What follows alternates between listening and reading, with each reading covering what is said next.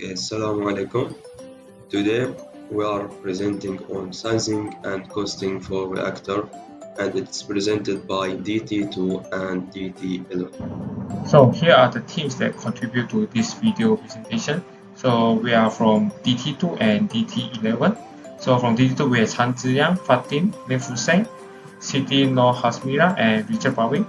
From DT11 have Kirong Wei, Muhammad Hafizan, Ong Bun Siu, Putri Elisa, and Jehat. So in this presentation we will talk on introduction of reactor, selection of reactor, design of reactor system, example of mechanical design, estimation of reactor and the catalyst costs, reactor equipment costing, and costing calculation for reactor.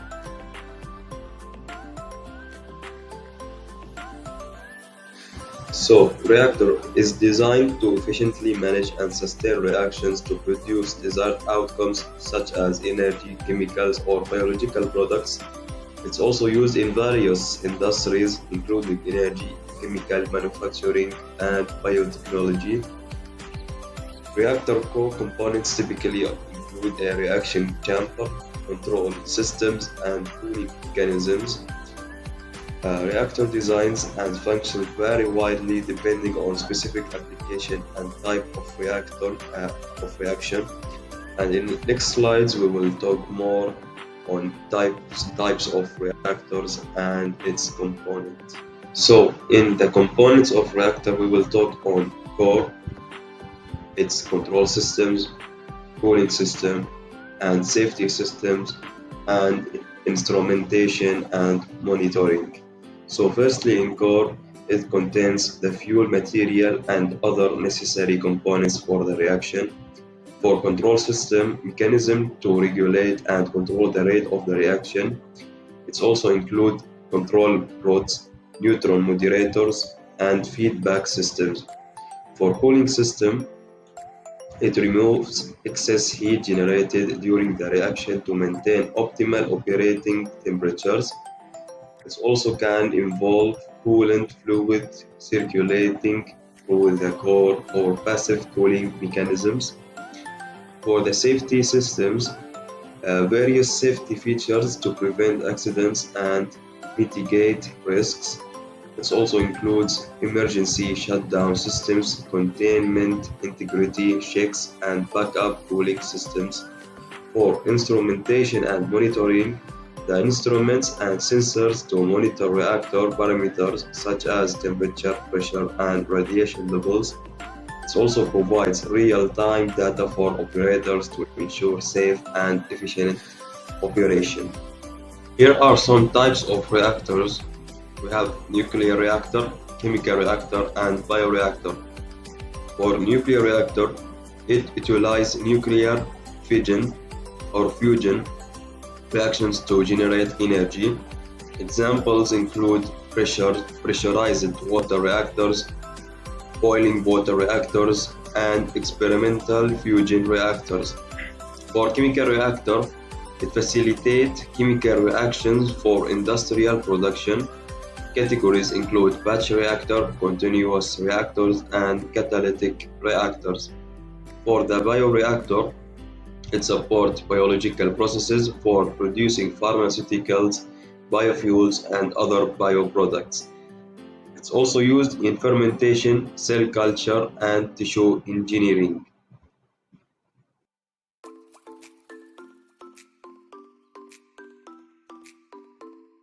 First and foremost, to design a reactor, we need to know that the reactor can come in different types of shapes.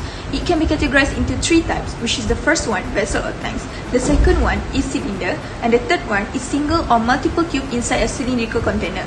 All of these shapes is specifically designed for each type of reactor.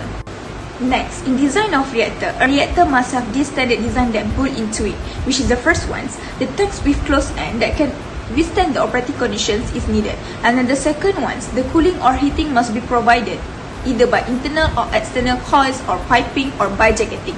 And then the third ones, vent, pressure release, sampling inlet, seals, and auxiliaries for agitations. And the fourth one, if the catalyst is used, so it requires a modification to basic reactor design. And the last ones, the suitable type of agitator and baffling used as well as the agitation speed need to be determined. Like I haven't mentioned before, the use of catalyst requires modifications in a basic reactor. There are many types of modified reactor, such as shallow beds, gas or liquid dispersions, fluidized bed, moving beds, multi-cylinder and slurry reactor. And all type of these modified reactor have their own advantages and disadvantages like I have been stated in the slide. The considerations that need to be taken in design of reactor, which is the temperature and pressure, cost of the reactor, the catalyst used, limitations of the reactor, the removal or additions of reactants and products, the continuous or batch-wise product delivery.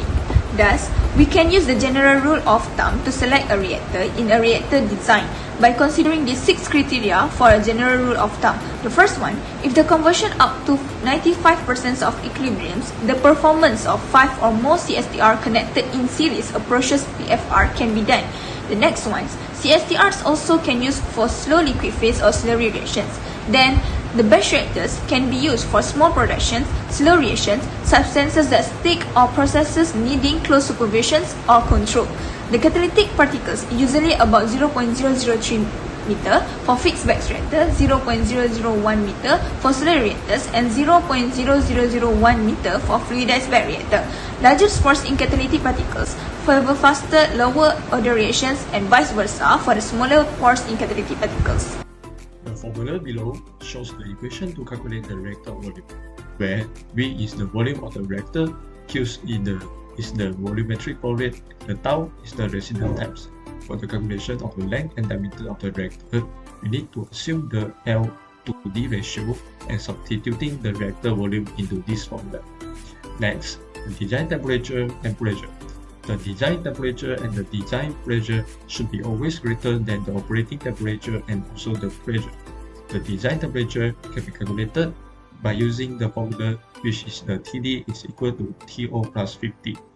For the pressure part, if the PO is between 0 to 5 psig, the PD is assumed to be 10 psig.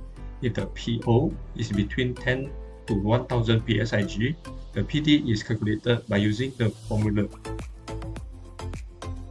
To calculate the reactor wall thickness, the following formula is applied, where the TP is the wall thickness to withstand the internal pressure, PD is the design pressure calculated, the DI is the inner diameter, S is the maximum allowable stress which taken from the table, and E is the fractional well efficiency.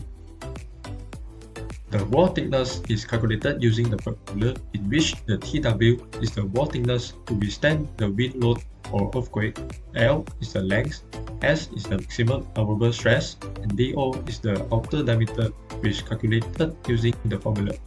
Next, the formula beside is used to calculate the average wall thickness. Next, I will introduce the Excel calculator for the reactor sizing. The user are only required to input the following parameter. First, volumetric flow rate Q that can get from your process mass balance or S1. Second, do the linear review on the residence times for your process and enter its value. Furthermore, you are required to enter the length to diameter ratio with basically between 3 to 5. In addition, the operating pressure and operating temperature was also needed.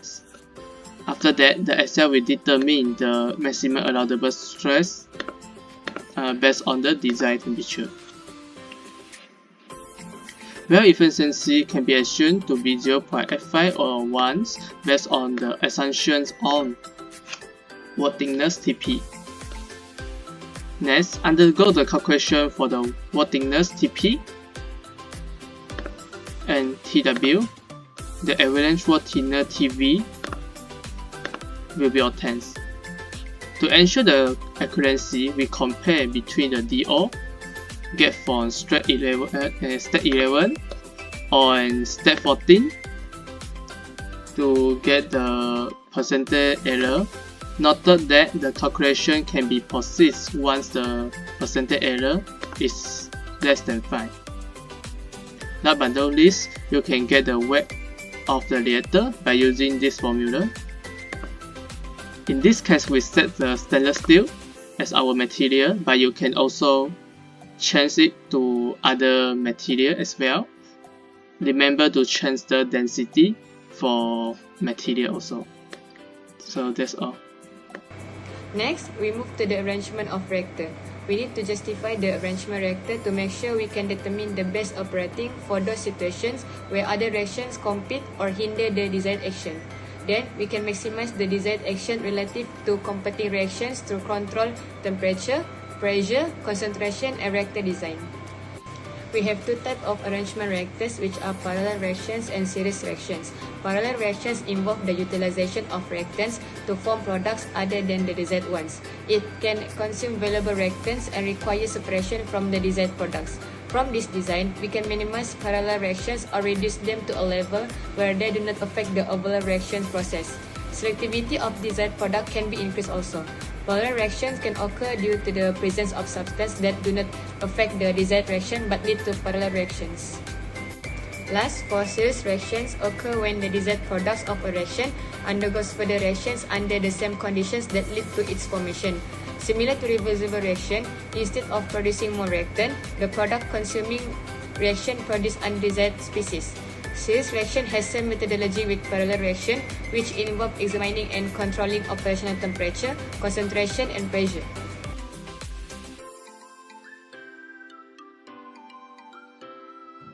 Next, we continue for the topics of designs of reactor system. So it is more suggested to connect the reactor in numbers compared to a single reactor because it is more economical to achieve the same conversion. So this approach is benefit when we want to utilize existing equipment for a new process. So there's many factors that affect this design. For example, the first one is reactor connections. So for any reactions of any n order where the n is positive, we should connect the reactors in series. However, the second factor is the reactant concentrations. For any reactions order less than 1, we should keep the reactant concentration low. However, for reactions order greater than 1, we should keep the reactant concentration high. So for a more complex and non-elementary reactions where the reaction rate has a minimum or maximum value, we should carry out a detailed case-by-case analysis because this might result in multiple reactor combinations or arrangements. So for non-elementary reactions, we should find the optimal reactor setup that involve a combinations approach, which is a very straightforward by utilizing the techniques of modern computing. So for any ideal reactors, this analysis can be done manually using a graphical method. So what is graphical method? It involves plotting the inverse reactions rate against the conversion rate. So by this topic of design of reactor system, in conclusion, we know how to optimize the reactor configurations for chemical process in a more economical way, and particularly when dealing with complex reaction by using the graphical analysis to determine the necessary reactor volumes. So now I'm gonna show you this example of how we want to select reactor and the combinations by graphical method. So this example is the reactions from A to B by the conversions of 96%. So this table shows the isothermal rate and the conversion. So now you want to decide whether you want to use a single or combinations of reactors. First thing first, you will need to plot the inverse reaction rate against the conversions, and the second, we need to use the areas under the curve to determine the reactor volumes. So here will be two cases. For plug flow reactor, the required reactor volume is proportional to the area under this curve. However, for CSTR, it corresponds to the rectangular area formed by the conversion range and the inverse rate at the exit conversion. So now after we have plotted the curve using the data in the table, so first we consider the single reactor volume. First, we use the plug flow reactor, which is PFR. The volume needed for this reactor is the area under the inverse rate curve up to 96%, which is 105 volume. However, for CSTR, the volume is represented by a rectangle with a height equals to the value of the inverse rate, which is 96% conversion also. So this results in a volume of about 102 volume. So we can know that a single CSTR requires about 14 more volume than a single PFR for the same conversion. So next we consider the combinations of two equals volume of reactors. First, we're using two plug-for reactor which is PFR in series. These two reactors together will give the same total volume as one single PFR which is 105 volume, with each PFR having the half of that volume. However, for two CSR in series, each CSR will have the volume proportional to an area of about 48, making the combined volume approximately to 96 volume. So next will be consider the combinations of two different reactor, which is the CSTR followed by a PFR. It will give the volume of 90. However, for a PFR first followed by a CSTR, it will give the volume of 60. So now we have come to a conclusion that we need to decide the optimum combinations, where in the table shows we use the first is the single PFR, single CSTR, or two PFR, two CSTR, or a different combinations of two different reactor. So we can get that the optimum combination is the CSTR followed by the PFR, which will result in the volume of 45. So this will give the smallest total volume, and this is the most volume efficient reactor setup because it will minimize the total annual operating costs.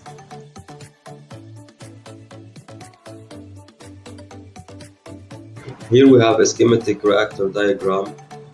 We have two inputs, which are the reactant 1 and reactant 2 going into the reactor. Inside this reactor we have a stirrer. This stirrer ensures uniform mixing of reactant, enhancing heat and mass transfer and promote efficient reaction kinetics. We also have two outputs of this reactor. The first output is the products overflow from the reactor, and the other one is the pressure relief valve.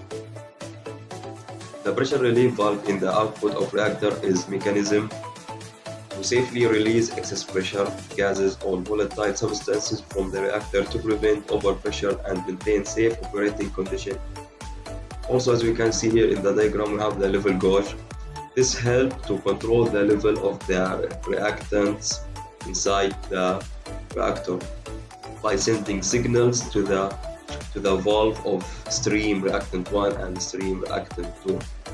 Of course, also we have the chiller, which help in cooling the reactor, because in reactor usually it has a high temperature. So using the chiller will help in reducing the heat of the reactor. So now I'm gonna show you the mechanical design, which is a packed latent heat storage. So from the picture, A is the 3D view of the apparatus, B is the schematic diagram of two-dimension model, and the C is the mesh model, and D is the resultant 3D model. So now this example of system is used to store and release the thermal energy. So there is various major components and the function. The first is the reactor shell. It provides the structural integrity and maintain the system under operation conditions. The second is the pack bag. It contains the phase change material and other heat storage medium. It stores thermal energy by changing the phase and release when it needed. The third is the air distributor. It ensures uniform distributions of air across the cross sections of the pack bag.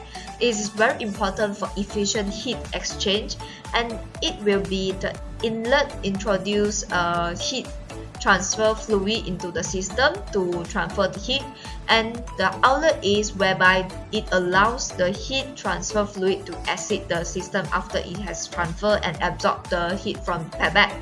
The next will be the insulation layer, which will be minimize the heat loss to the surrounding, so it can be efficient to store the thermal energy.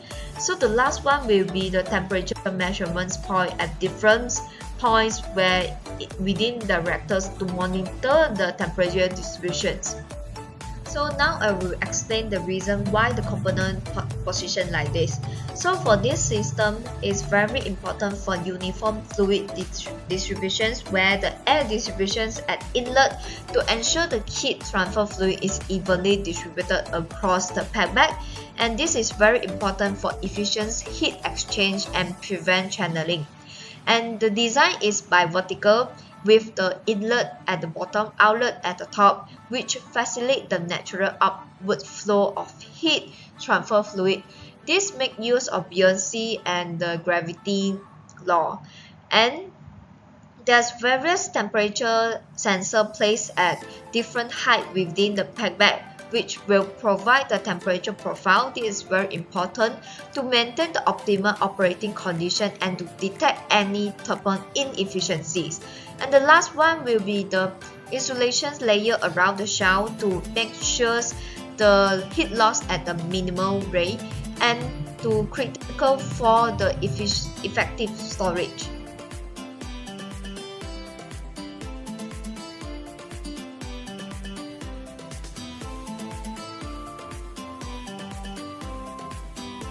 Now we're moving on to the costing. So in order to do the costing for the reactor equipment, we use software. So why do we use software is because it is helpful in reaction process design. It also can handle the complexity associated with the equipment cost calculation. It also allows the engineers to perform scenario analysis by adjusting the input parameters and also exploring various cost scenarios. It also enables to generate detailed reports and documentation of the cost estimates. So there are three types of software that we use in order to do the costing. The first one is the Aspen Technologies, second one is the Hypotech, and the third one is the ChemCAD. So the design and the costing of the reactor vessel are similar with the regular mixing and pressure vessel. And in order to get the most reliable result is by getting from the direct fabricator quotation or by the assistance of a fabricator representative. And one of the critical items in designing the reactor vessel is by selecting the correct materials of the construction and also the wall thickness in order to handle the given operation condition. So as you guys can see here, this is the table in order to get the design equation and the stress values for various materials construction that can be applied to the design of the reactor vessel. For the last one, we will calculate the estimation of, we will explain and show some example about calculating of the reactor cost and how the catalyst works. So the catalyst, what is catalyst? Catalyst is a method that speeds up a chemical process without changing its chemical properties. Primarily, catalysts work by creating an alternate reaction pathway with a lower activation energy than the non-catalyzed process. This permits the reaction to continue faster or at lower temperatures. So what are the factors need to be considered, which is the production of chemicals product in case of the economies of scale, the size. The second one is performance and longevity. So the efficiency refers to the catalyst efficiency in its intended application. Durability, the catalyst lifetime, longer lasting catalyst may provide superior value over time. So noted that we must know the catalyst can be recycled since the catalyst has the lifespan and can be purchased once per month. Depends on the chemical process use of the plant design.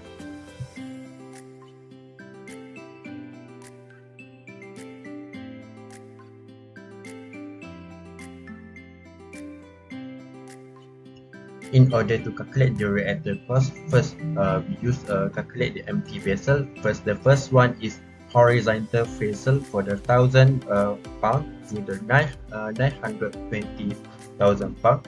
The second one, equation 16.54, vertical vessel for the 4,200 pound into the 1 million pound. And the third one is the tower, which is 9,000 pound into 2.5 million pound, which is the equation 16.57. So the next one is the added cost for the platforms and ladder depends on the vessel inside diameter in feet, and for a vertical vessel on the tangent to tangent length of the shell, L in feet is given by horizontal faces for 3 feet into 21 feet, and the next one vertical bases, the diameter is 3 feet into 21 feet, and the length is 12 feet into the 40 feet. And for the towers, the diameter is 3 to 24 feet, and the length 27 to 117 feet. For the next one is the calculation of the cross-sectional area, which is this is the formula. And then for the next one is calculate of the CDR. CDR is the install cost of the high performance liquid distributor and retreat distributors required for obtaining satisfactory performance with packing. So then for the packing for towers are classified as dump, random, or structure. When packing are used, the total purchase cost of the packed tower becomes CP. The total purchase cost of reactor CP is equal to FMCB plus CPR CDR and times with 770 per 567, which is where FM for the vessel is given in the table 16.26 and the CB is the vertical tower is given by equation 16.57 where I mentioned before that, and the VP is the volume of the packing in cubic feet, and CPK is the install cost of the packing in dollars per cubic foot, and the CDR as I mentioned before that is the D or the retreat distributor of the cost. By using the bare module factors from the table 16.11, being careful to determine it properly when the matter of construction is not carbon steel or the pressure is not near ambient. So by given the equation 16.12, which is this equation bare module cost the bare module cost accounts for the delivery, insurance, taxes, and direct material and labor for installation. For the equation where FBM is equal to the bare module factor, FD is equal to equipment design factor, and FP is the pressure factor, and the FM is the material factor. So for the next one, I will show you about the table.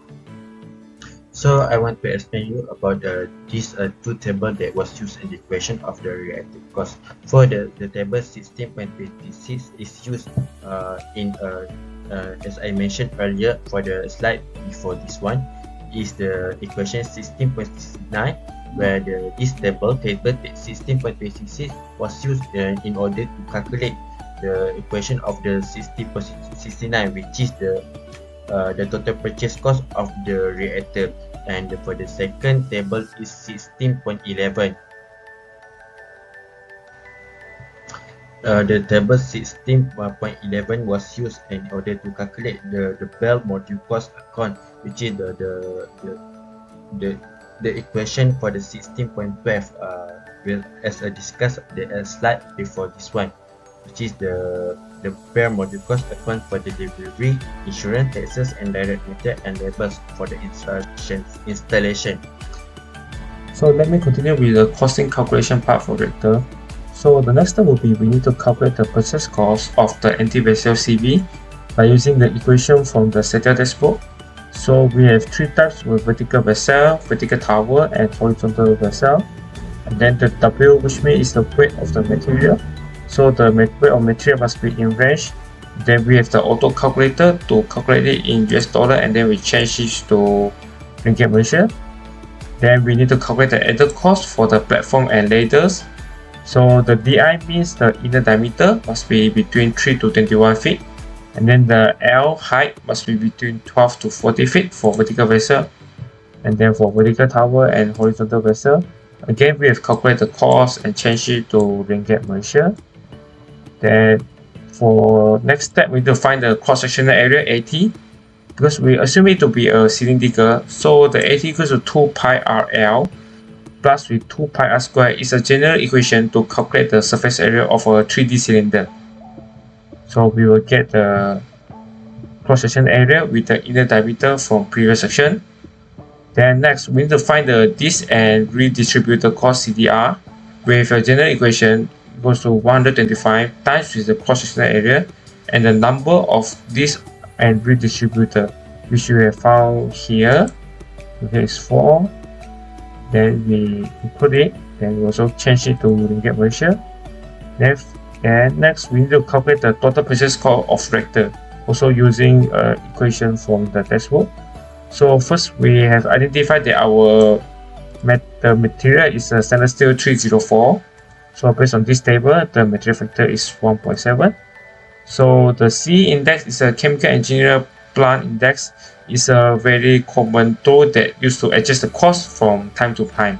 So in our case, it will be 797.6. Then we need to calculate the total purchase cost by using the purchase cost of vessel and added cost and the dis and redistributor cost. Then we times with the C index, and then we divide by 567. Then we can get the purchase cost. So finally, we need to calculate the bare modular cost CBM, which we have the equation CBM equal to CPB times the cost index I over IB times the FBM plus FDFPFM minus 1. So as to simplify the equation, so we assume that FDFPFM equal to 1 and I over IB equals to 1. So for the type of material FBM, because in our case it will be vertical pressure vessel, so based on here the bare modular factor will be 4.16. So for the CBM, the total cost, we need to take the total purchase cost time with the bare module factor, then we can get the in term of US dollar.